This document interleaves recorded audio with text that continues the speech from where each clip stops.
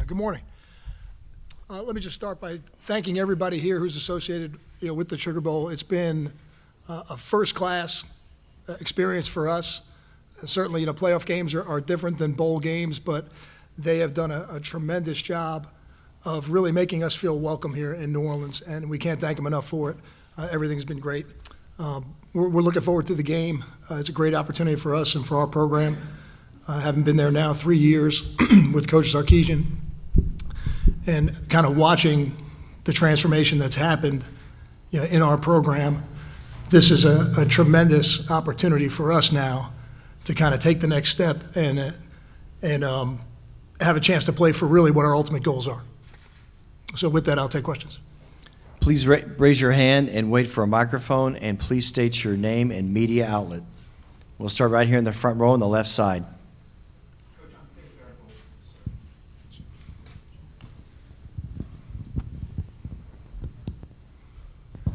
Coach, I'm Dave Farenthold from the New York Times. One of the things that happened that in late 2021, after that disappointing season, when you guys were looking for more offensive linemen to rebuild the team, this new collective came about, Horns with Heart. It's now become Texas One Fund. They promised we're going to pay linemen $50,000 each to play.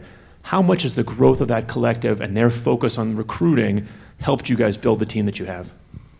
Well, I would start by saying, in recruiting, we don't lead with NIL.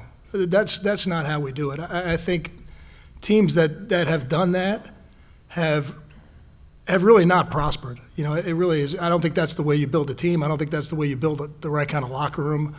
NIL is a part of college football now. So certainly we've embraced it like everybody else has, but we weren't the only team in the country recruiting those players that had NIL opportunities for them. I'm sure other schools did as well. We felt like it was really important to add quality players to that room. We never set out to sign 7. We ultimately did. As I told somebody, they kept saying yes, so we kept taking them. And they're all still with us, which I think is maybe one of the more understated things about the culture that Coach Sarkisian has built at Texas.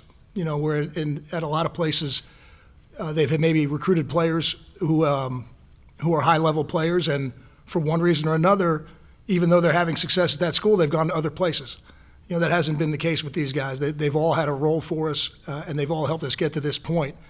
But I do believe, ultimately, the relationship comes first, because the NIL opportunities, they're everywhere now, or at least there's enough of them around that if that was what it was about, it'd be more like drafting than recruiting.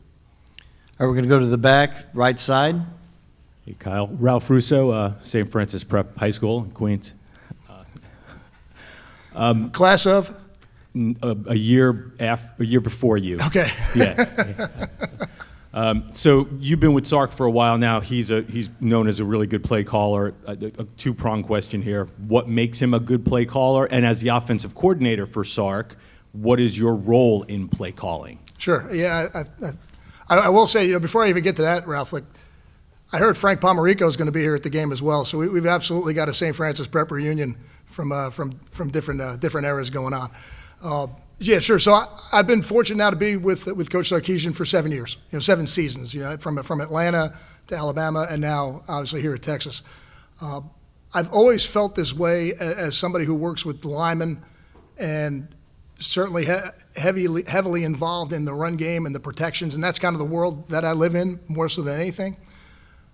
I think my biggest job for him in terms of the play calling is to know what he likes. I need to know what he likes to call in the games, because that's really where I spend my focus during the week, to make sure I'm giving him the options that he wants to call on game day. What makes him, and I've said this publicly before, I don't shy away from saying it now. I think he's the best play caller that I've ever worked with, and I think maybe the top play caller in all of football right now. But I think what makes him that is his ability to see the game in real time. It's not just about the game plan and what we've looked at on film. I think as the game is happening and as the teams that we're playing are adjusting, he's adjusting with them. And I think that makes him unique, his ability to do that at a really high level. On for old St. Francis. We're going to stay on the right side, right in the middle.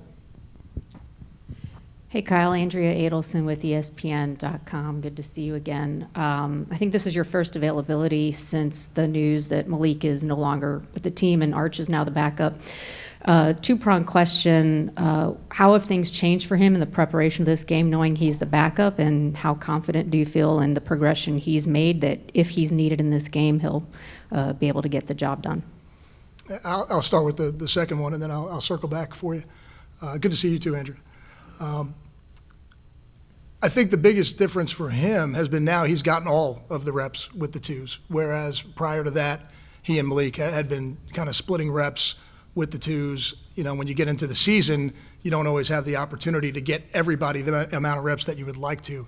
So I think that's the biggest change for him. We've got a ton of confidence in Arch. I think his progression throughout the year has been excellent. He's a real student of the game, and he's approached it like that from the very beginning. It was not. So I think probably the best thing for him and for us as a team was that when that happened, it was very easy for him to just continue to do what he was doing, because he never approached it like he was the third quarterback or the backup quarterback. He approaches every day like he's the starting quarterback, and I think that's the key when you're in a reserve role to being ready when you're called upon. We're going to go to the left side, second row. Kyle Kirk Bowles from the Austin American-Statesman. Obviously, you got a lot of offensive firepower on this team. If you talk about Jatavian Sanders, he doesn't always get the numbers that maybe some other people do. How would you assess his talent and potential and where his place is in the game as tight end? I think JT is an excellent player and certainly a big part of what we do and a huge weapon. And I think, you know, in the pass game, it's not as easy for the receivers and the tight ends in the pass game as is maybe for a running back. Like we can get the running back carries. We call the runs and hand them off, and he gets his carries. But you know, in the passing game, sometimes we may have a play that we think is going to go to him, and maybe just the defense plays a little different coverage and the ball goes somewhere else. And that's where, for us, having weapons in different places, that's really what makes you explosive on offense. The games where maybe X or AD got a little bit more attention, well, those are games I think where JT his numbers are gonna go up a little bit. So, you know, he's an explosive player. I will say what has made him different and made him more valuable to us as he's progressed over the last couple of years is his willingness to become a better blocker. Because ultimately, that's what makes you a complete player at that position. You know, you don't want to just be a little bit bigger receiver. You know, if you're going to be a tight end, then the blocking has to be part of it. And you try to force people into base defense, which, you know, this team, I don't know if we're going to talk about them in terms of their personnel, but they will play some base defense. And, you know, the matchups change when people put bigger people on the field on defense. We're going to stay in the middle on the left side. Hi, Coach. Caleb Yum, Austin American-Statesman. Christian Jones has become, you know, one of the best offensive linemen in the nation. But 2 years ago versus Kansas, he said that the loss against Kansas in that game in 2021 broke him. Do you remember that moment, and how would you say that Jones has evolved since then? I think, you know, everybody in our program probably looks at that game where, you know, when you lose a game like that in overtime at home and it ends the season, we all kind of look at it and say, all right, you know, where do we have to go from here? You know, after you get over the initial disappointment, ultimately sometimes you have to break something to put it back together, you know, a little bit better. And that's probably the story of Christian's ascendancy, you know, as a player. You know, we had to completely break him down and kind of put him back together to get him to the point right now where I think he's playing at a high level. He's playing at a really high level. And he was willing to do that. So I give him really all the credit for being willing to buy in to what we were doing as a team, to what I was doing as his position coach, to really focus on the run blocking aspect of his game, which he has, to the point now where, again, I know he's going to have some opportunities above and beyond, you know, what we do this season. But really, he gets the credit for buying into it more than anybody. We're going to the right side, front row. Coach, you're talking about the Washington defense. You know, looking at them on film, what stands out about them? What do they do particularly well? And what most concerns you Saturday? It's very much an NFL-style defense. I think that's the first thing I would say.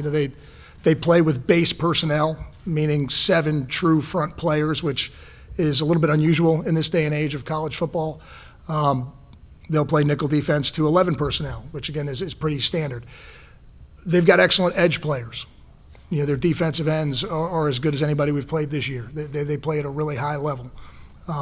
They really know their scheme. They don't have as many returning starters maybe as some of the teams we've played, but they have really all over the depth chart 4th, 5th, 6th-year players.